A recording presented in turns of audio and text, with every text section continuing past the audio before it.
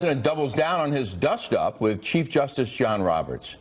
Good morning. I'm Rick Leventhal. And I'm Marthel Neville. Happy Thanksgiving. Hello. Nice to be with you. Cold outside. It's insanely cold here in New York. Bill and Sandra are off. Well, the president is set to address the troops any moment now. We will bring that to you live as soon as it happens. Meanwhile, the president's back and forth with Justice Roberts comes amid an escalating public debate over asylum. It all started when President Trump criticized a federal judge for striking down a new policy for asylum seekers. That prompted a rare public rebuke from Chief Supreme Court Justice John Roberts and President Trump hitting back. Fox team coverage. Alicia Acuna has the latest on the troops at the border, but we begin with Kevin Cork reporting live from West Palm Beach near the president's Mar-a-Lago resort. So, Kevin, any let up in this insight over this fight over the independence of the judiciary? Yeah, great question. And to be honest, I don't think so, Arthel, at least not for the time being. But to be fair, this has actually been a controversy for quite some time. I think people have been talking about it. It's finally percolating to the surface now, where obviously the president is also weighing in. The latest example of judicial activism, say critics, is a repeated use of lower federal courts to issue nationwide injunctions to basically delay enactment of the president's policies. Obviously, you and I have seen that play out in Hawaii with the travel ban, for example. We've seen it play out in California on a number of occasions through the Ninth Circuit.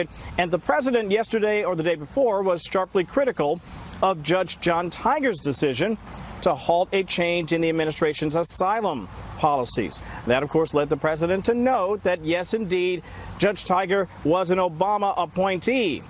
Well, about which the Chief Justice of the U.S. Supreme Court, John Roberts, said this: "We don't have Obama judges or Trump judges, Bush judges or Clinton judges. What we have is an extraordinary group of dedicated judges doing their level best to do equal right to those appearing before them. That independent judiciary is something we should all be thankful for."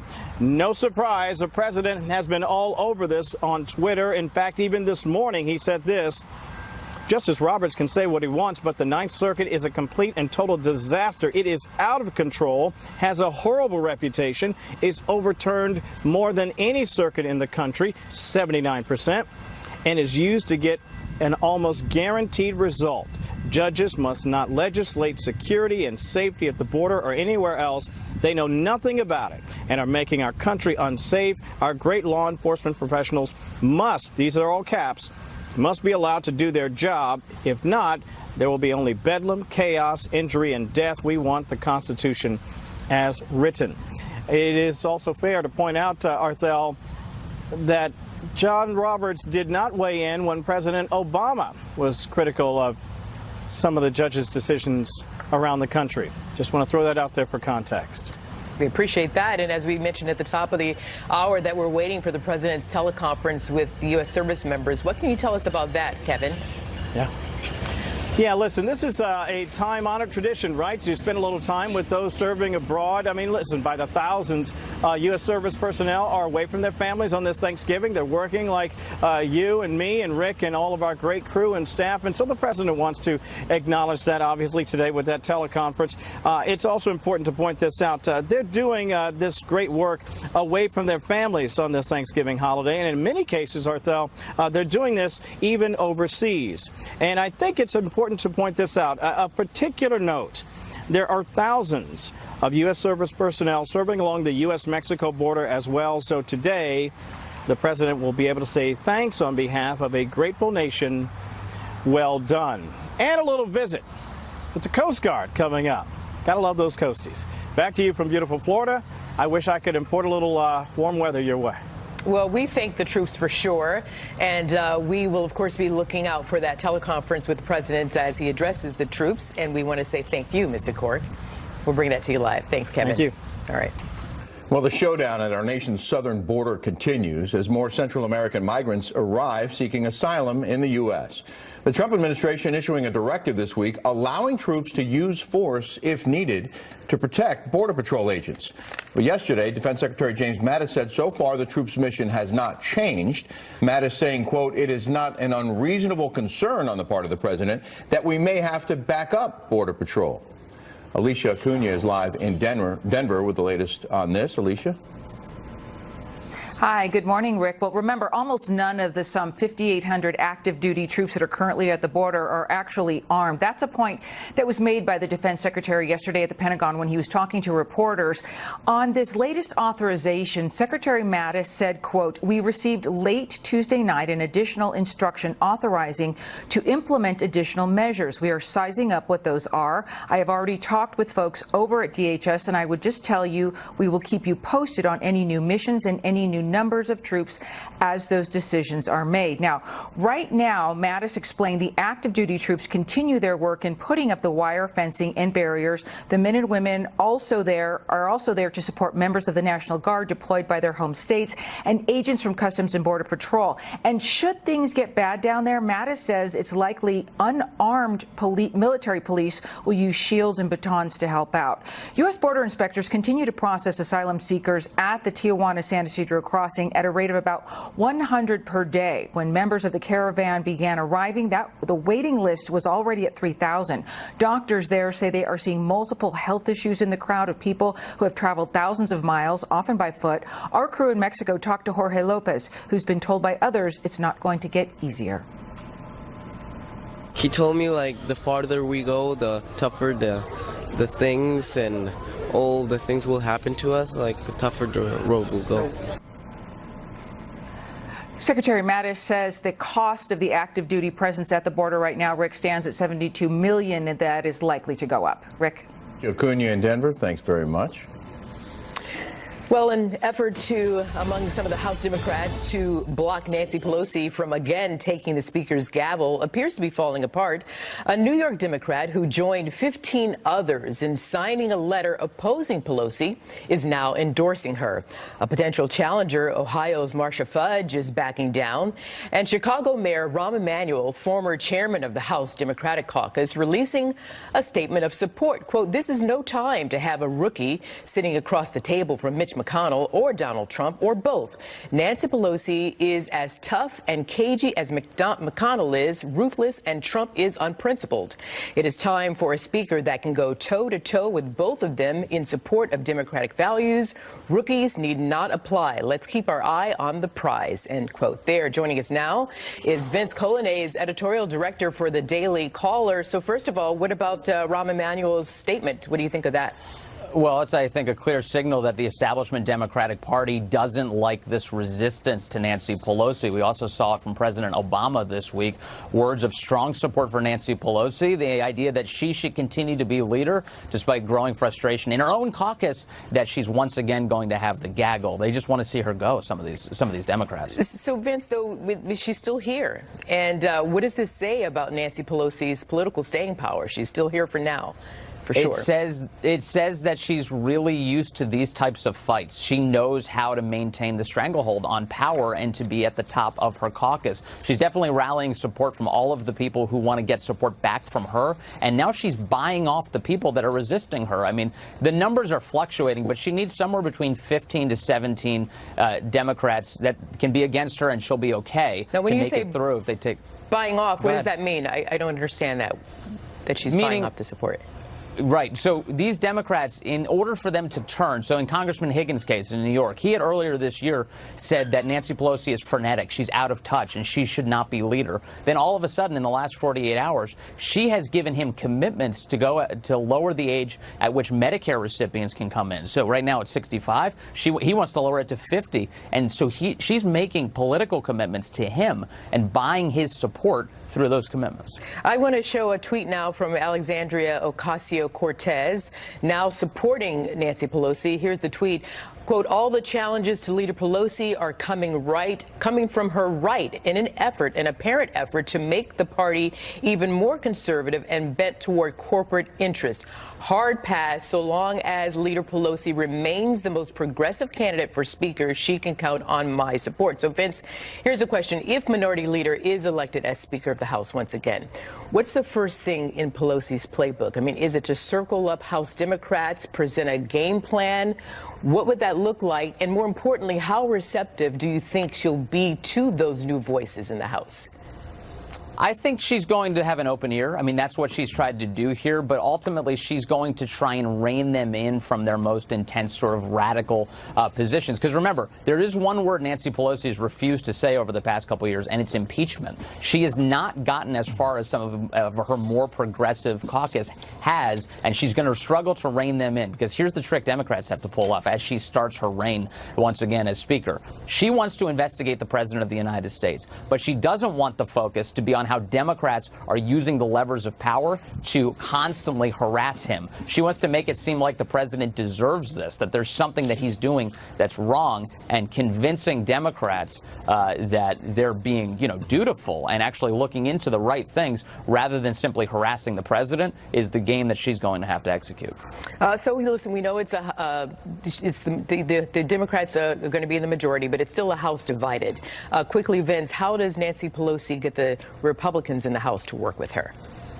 Well, this will be a big one. I mean, if the president continues to signal that he wants some of these bipartisan issues like criminal justice reform and infrastructure on the table early in this Congress, you may see some crossing of the aisle to work together on those issues. But any bipartisanship will have to happen very quickly, because the closer we get to the 2020 presidential election, the further apart these parties get as they campaign against one another. Okay, Vince Colonnese, we'll leave it there. Thank you. Thanks, Arthel. Yeah. And we're still waiting for the president's live teleconference with troops stationed overseas. We'll bring you that live as soon as it happens. Also, the dust-up between President Trump and Chief Justice Roberts being called unprecedented. But is it really? Our panel has analysis next. And hundreds of people are still unaccounted for in the deadly California wildfires. How rain is actually complicating the recovery effort. And parade watchers in New York City bundling up for the coldest ever Macy's Thanksgiving Day Parade. How, folks? How are they staying warm on 6th Avenue? No, thank you. I've got plenty to be thankful for. I haven't got a great big yacht to sail from shore to shore.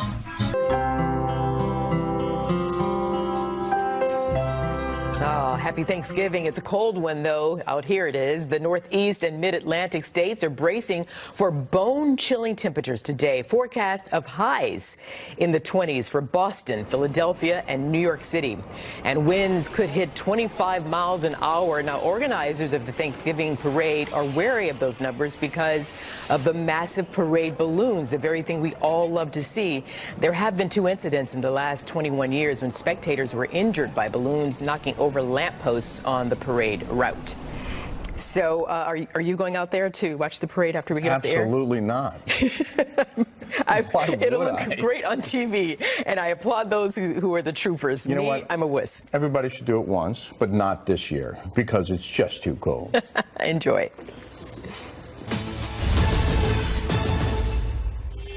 Put in a major complaint, because you cannot win if you're us a case in the Ninth Circuit. This was an Obama judge, and I'll tell you what, it's not going to happen like this anymore. The Ninth Circuit is really something we have to take a look at, because it's not fair. Every case that gets filed in the Ninth Circuit, we get beaten, and then we end up having to go to the Supreme Court.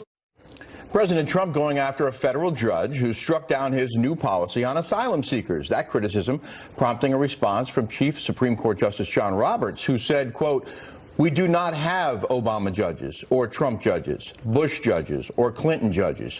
What we have is an extraordinary group of dedicated judges doing their level best to do equal right to those appearing before them. That independent judiciary is something we should all be thankful for." Let's bring in our panel. Antoine Seawright, founder and CEO of Blueprint Strategy, LLC, and a former advisor to the Hillary Clinton campaign. And Holly Turner, CEO of Stampede Consulting and a Republican consultant. Good morning to you both. Happy Thanksgiving. Good morning. Happy Thanksgiving.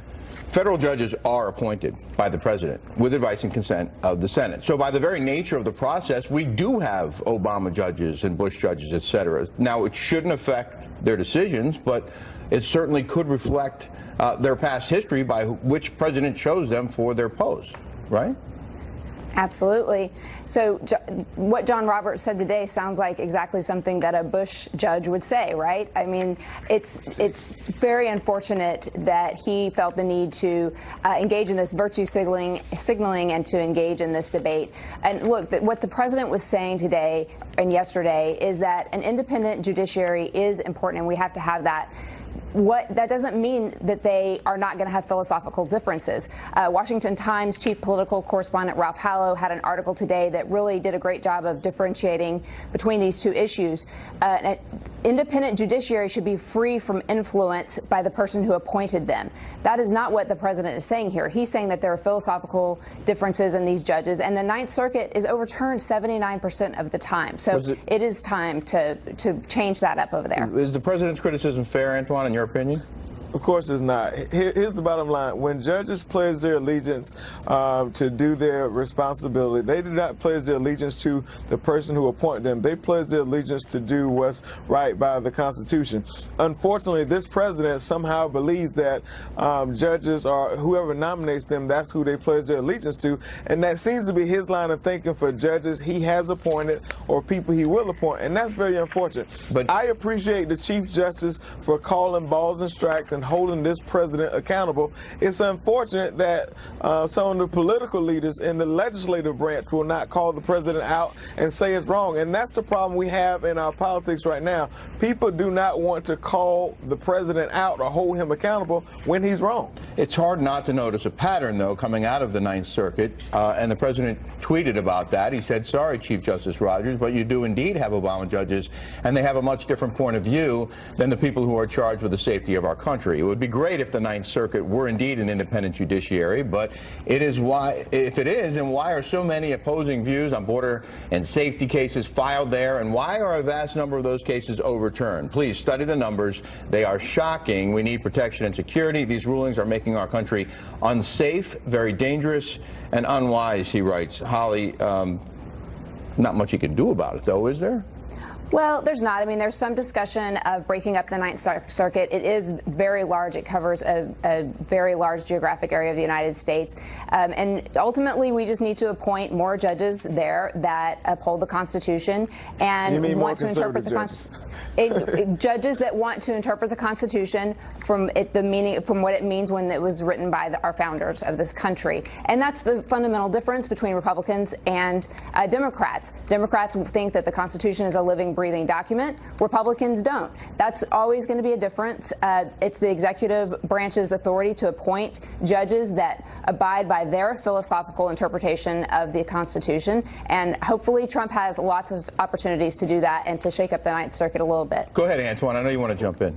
Of course I do. Look, we have branches of government. We learned that in basic civics. The legislative branch has a responsibility. The executive branch and the judicial branch has a responsibility. What the president is trying to do is shift the blame to the judicial branch for his failures to lead on immigration policies that should have been done while he had a Republican Congress and a Republican Senate. It was his failures. You cannot pinpoint your failures as president onto the judicial branch because of a ruling the way they interpret the Constitution. Antoine. And at the end of the day, I just hope that we do not go down this dangerous path of criticizing the judiciary branch of government. We're going to have to leave it there. Antoine and Holly, we appreciate your time on this Thanksgiving Day. Enjoy the holiday. And the oldest survivor of the attack on Pearl Harbor has passed away. How a hero is being honored today. Hi, I'm Sergeant Edwards from the 278 Army National Guard maintenance team stationed here in the Ukraine. We'd like to wish you back in the United States a happy Thanksgiving. Happy Thanksgiving! We're remembering an American hero this Thanksgiving. Ray Chavez, widely recognized as the oldest surviving veteran of the attack on Pearl Harbor, has died at the age of 106. His daughter saying he passed away peacefully in his sleep in his native California early yesterday morning. The White House responding on Twitter saying, quote, "We are saddened to hear the oldest living Pearl Harbor veteran, Ray Chavez, has passed away at the age of 106. We were honored to host him at the White House earlier this year. Thank you for your service to our great nation, Ray." We are actively working on a plan for re-entry into the Paradise community, and we're hoping to begin the re-entry in the coming days with a structured plan. Our hope and plan is to try and give residents at least a 24-hour notice that their zone or area will be open for re-entry, and we want to give exclusive access to residents for at least 6 to 8 hours so that you can enter into the area, see your homes or see what remains where your homes were. A very difficult Thanksgiving holiday for people in California, still working to recover from those devastating wildfires. At least 86 people have been killed, with roughly 500 others still unaccounted for.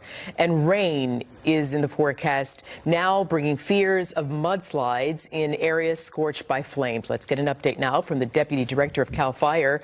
Michael Moeller joins us by phone. Deputy Director Moeller, thank you, first of all, for being here with us on this Thanksgiving Day, and we'll get to that in a moment. But if you could start with the latest on the fire lines, the containment, personnel levels, and the preparation to brace for those mudslides.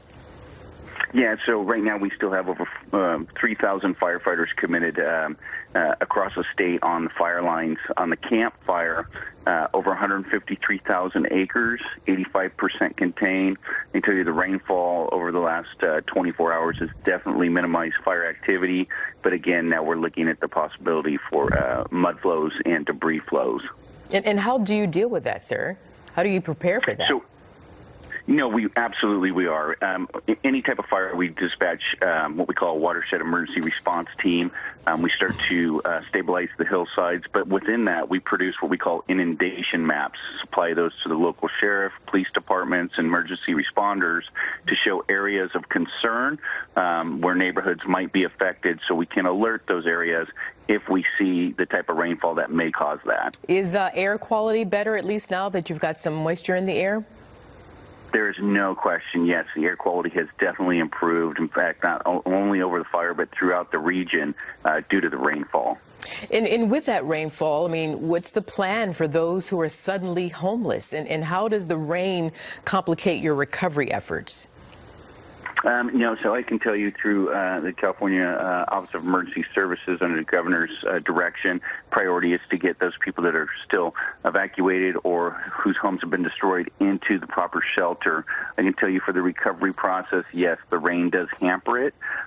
It makes it much more difficult to go through and grid those areas and search, but we've brought additional personnel in to expedite that process. Mm-hmm. And as we're speaking, of course, we're showing all the devastations. Very tough to look at. You're not only looking at it, you're dealing with it, you're combating it, you're face to face. And I want to ask you, as this is not new to you out there, but how did these latest wildfires strike your personal core and your professional core? And what action do you plan to take in the aftermath, sir?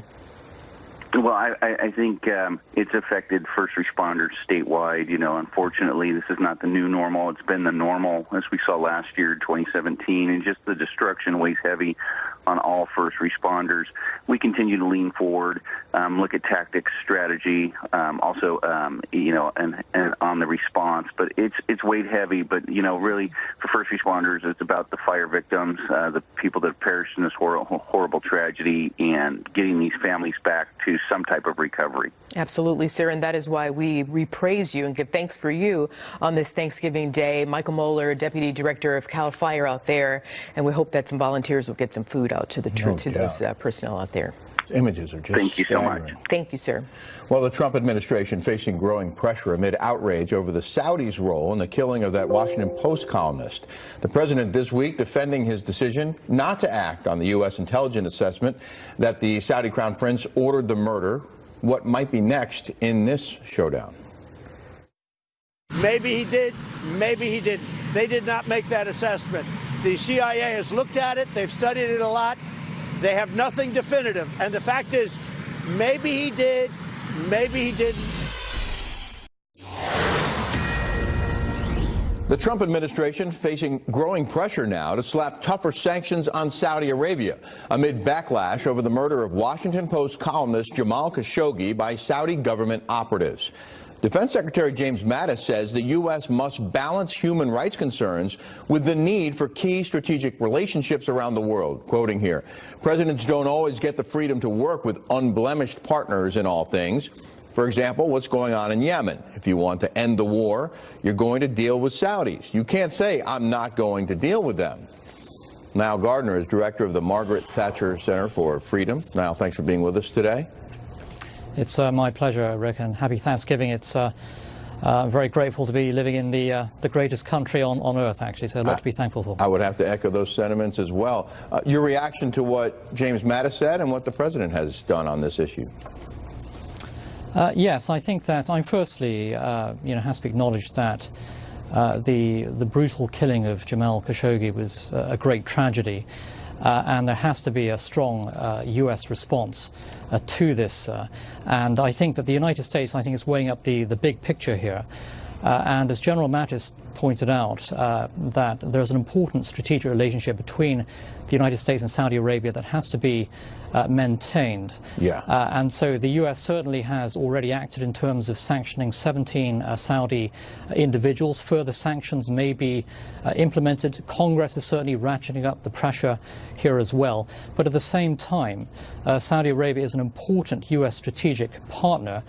And it's vital, I think, to maintain that alliance with Saudi Arabia and also the Gulf states in terms of confronting the Iranian threat, fighting against ISIS, and also ensuring that, the Chinese, the Russians, for example, do not take advantage of a potential split between the United States and Saudi Arabia. Right. The administration working with its partners in that region, Saudi's obviously a big key, and they're walking a tightrope. Absolutely. I think this is one of the most complex foreign policy scenarios the United States has faced for some time. And the reality is that sometimes U.S. partners do not have a perfect human rights record. And to say the least.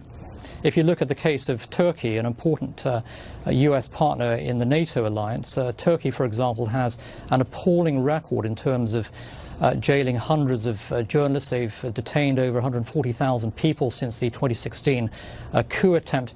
Yet the United States still works with Turkey on the international stage. I expect that the U.S. will continue to work with Saudi Arabia while voicing, of course, very strong condemnation of what is a very brutal murder here. And there has to be, I think, a strong U.S. response to that. The question is, was the response strong enough? And there are critics, including Senators Graham and Corker, who don't think perhaps the president went far enough. Here's what they said. Saudi Arabia needs us more than we need them. It's not too much to ask an ally not to butcher a guy in a consulate. We've got to figure out a way to keep a relationship, but punish the individuals involved. I guess some critics might also say that what the president did and what the administration did wasn't enough to dissuade anyone else in that region or anywhere from doing a similar thing and getting away with it. Yeah, certainly I think there has been, a lot of, very strong language coming from Congress on this particular matter.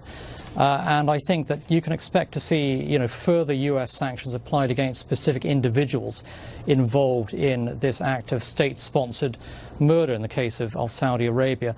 But I do think, though, that the number one issue the United States faces right now in the Middle East is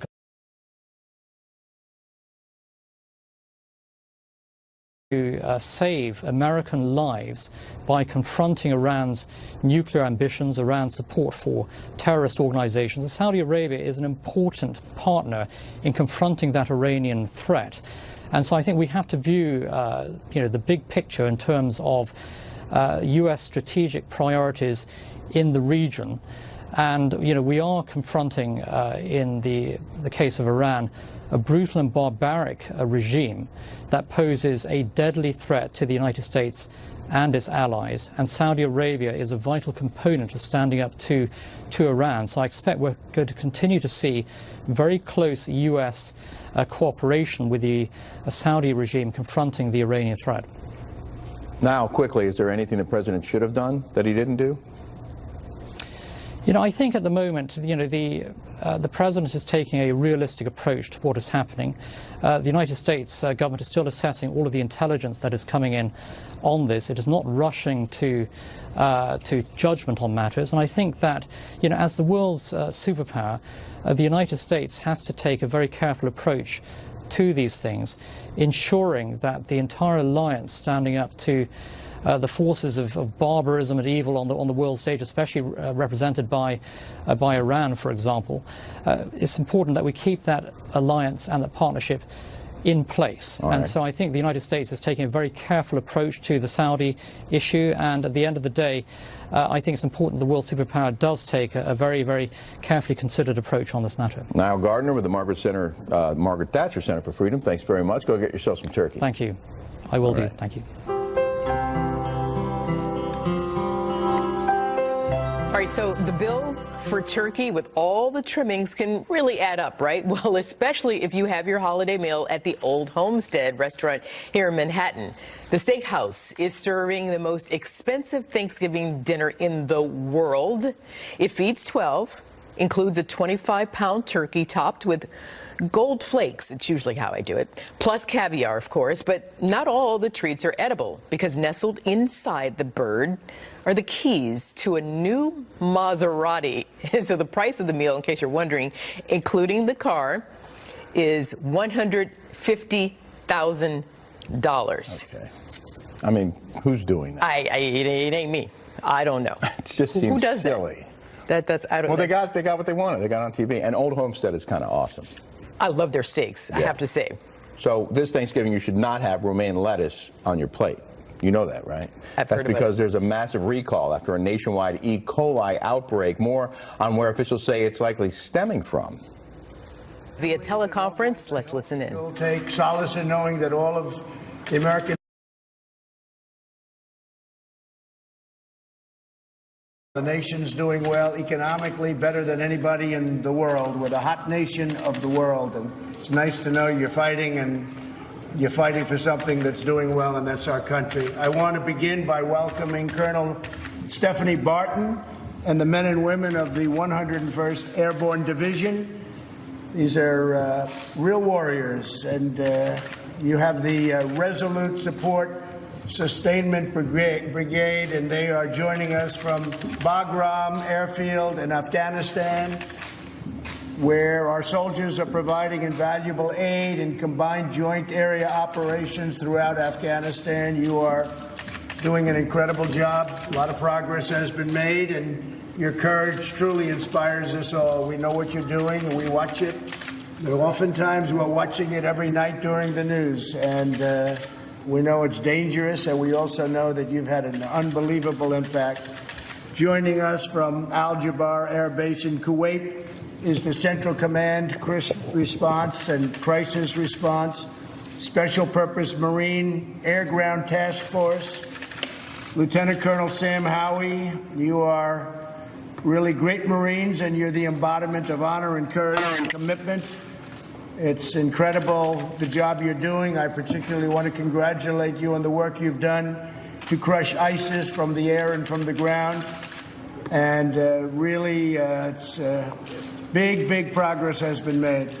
They're very close to being gone, and we like it that way. But you have shown incredible courage, and I have to say you've shown great leadership. So thank you very much. And Lieutenant Colonel, thank you very much, and we'll be talking to you in a little while.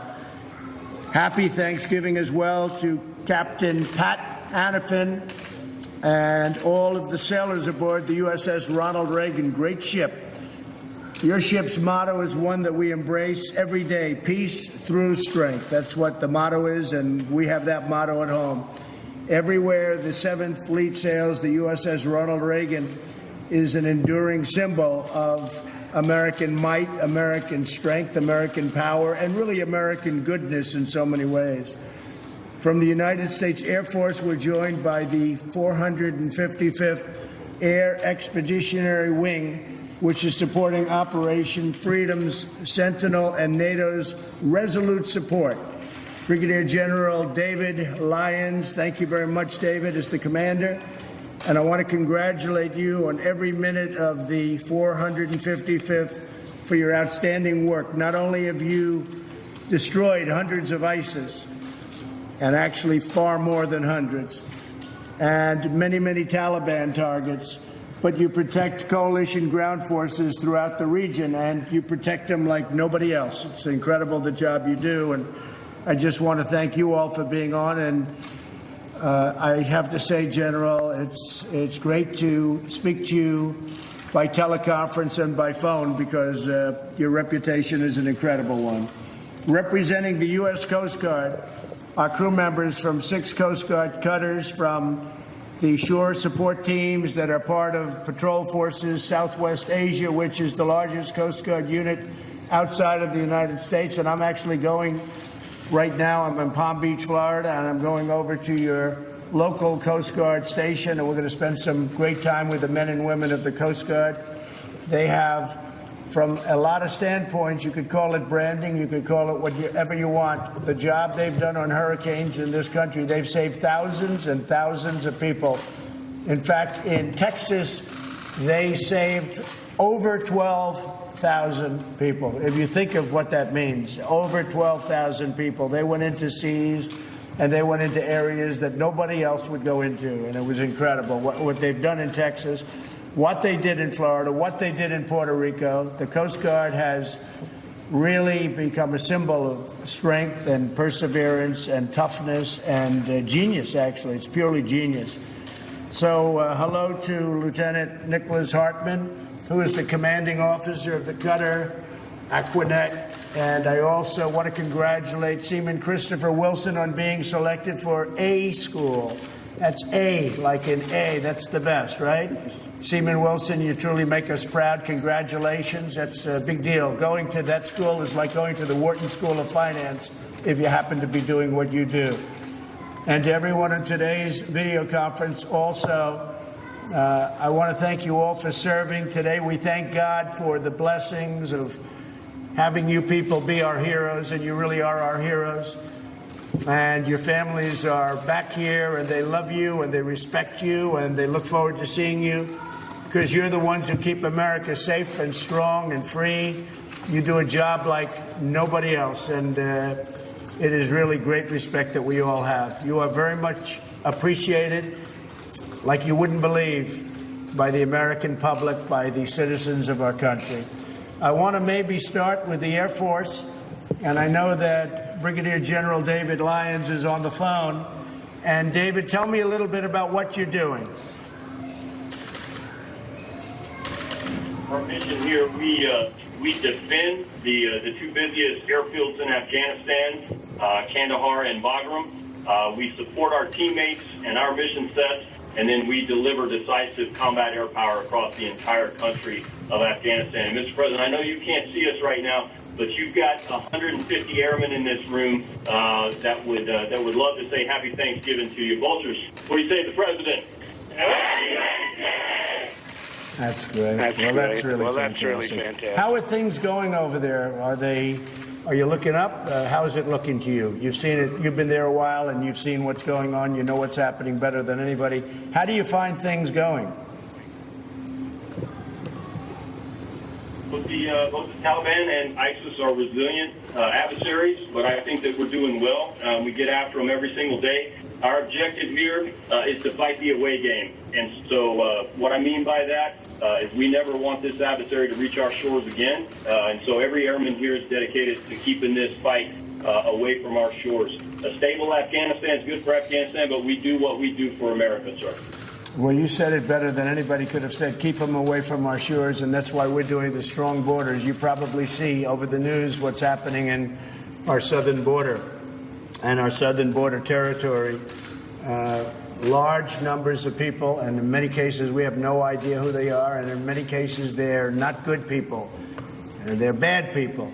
But large numbers of people are forming at our border, and I don't have to even ask you. I know what you want to do. You want to make sure that you know who we're letting in, and we're not letting in anybody, essentially, because we want to be very, very careful. So you're right.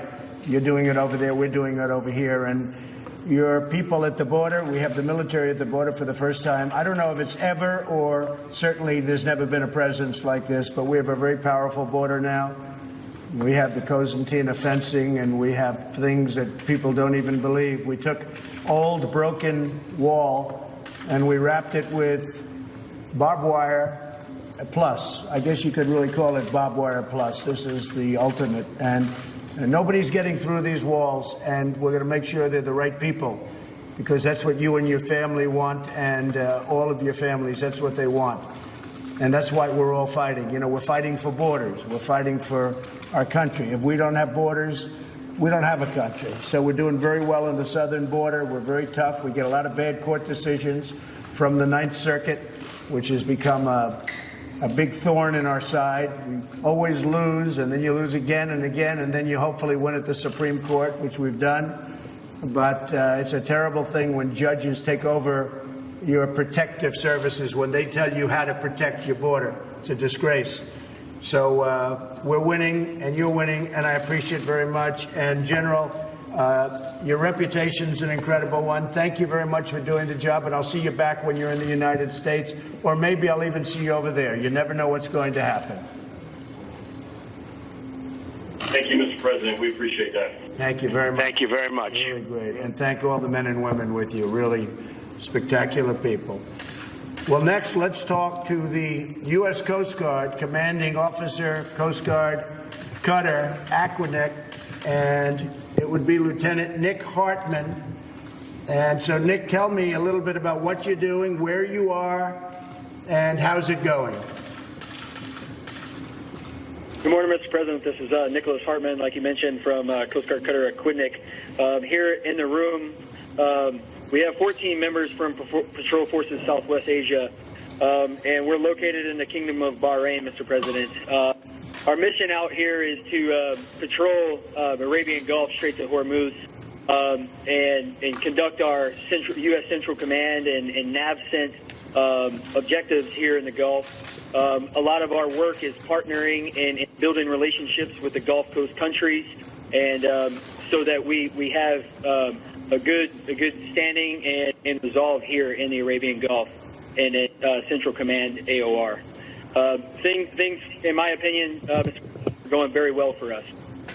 And what do you see in the region? What's going on in the region? How are they feeling about things? How are they feeling about trade? Because, you know, trade for me is a very big subject all over. We've been taken advantage of for many, many years by bad trade deals. We don't have any good trade deals. How are you finding things in the region, Nick? Mr. President, from our perspective out on the water, sir, we're seeing that there is an abundance of trade happening in the region. There are vessels moving through the Straits of Hormuz and across the Arabian Gulf on a daily basis, carrying cargo to and fro, and we don't see any issues in terms of trade right now, sir. Okay. Well, you'll keep it that way, and you know we want to have good free trade. We also want to have fair deals where we can do well, too, not just everybody else. Right now, every nation in the world does well with us. We don't do well with them. So that's changing, and it's changing fast. And where you are is a big factor in that, as you know. You've been told and you've been briefed. Well, I want to thank you very much, Nick, and great job. And again, as I said, there's no brand that's gone up like the Coast Guard over the last couple of years because of what you've done with the hurricanes in this country. People saw things that they've never seen before. The bravery of your people going out in waves like record setting. It's been record setting. The one hurricane in Texas, they say, dumped more water, and it was more violent in terms of water than anything we've ever had in the country. And you guys went out there and you did it like just a day in the office. And I really appreciate it. We all really appreciate it, Dick. And thank you very much. Thank you very much. Thank you, Mr. President, and happy Thanksgiving. Thank you. You take care of yourself. Let's go to the Army. Good old Army. We love the Army. We have Colonel Stephanie Barton, the U.S. Army. And Stephanie, tell us a little bit about yourself and where you are and what you're focused on, what you're doing. First and foremost, good morning and happy Thanksgiving on behalf of the 101st Sustainment Brigade. We're currently located in Bagram, Afghanistan. Serving what we do for the country of Afghanistan, we're the senior logistics headquarters in theater. And it is an away game, and I will tell you, in order to fight and win the nation's wars, it's because of sustainment and logistics. And you've got highly motivated, true professionals in this room and outside this room that are truly making it happen. If it's in the hands of the warfighter, it comes through us to them. So we support everything from coalition to joint forces, from border to border here in the country, sir. Good. And how are you finding things in Afghanistan right now? Sir, it's good. We're truly making the mission happen. When it comes to sustainment, we're responsible for all the strategic, operational, and tactical logistics. If it comes in the theater, we get it in the warfighter's hand. But we have a phenomenal team, and I can't speak enough about that, because a lot of the times the sustainment community, we're behind the scenes, which is fine. But it's a good team effort, and it takes the support by all to make it happen. So, Colonel, how many people are you commanding right now, would you say? There are 10,000. Wow. That's a lot of people. That's fantastic, Stephanie. That's beautiful. That's beautiful. And not only is it important what you're doing, but you're enjoying what you're doing. Is that right? Sir, absolutely. We truly love it. And I will tell you, our formation is a great mixture. We have all the Army combos from the active duty, National Guard, Reserve. We have Army, DOD civilians, and civilian contractors that literally we all come together and make this mission happen. So we do hate that we're not with our family and friends today, but I tell you, we are a close family here, and I'm truly happy to be a part of it. It takes the whole community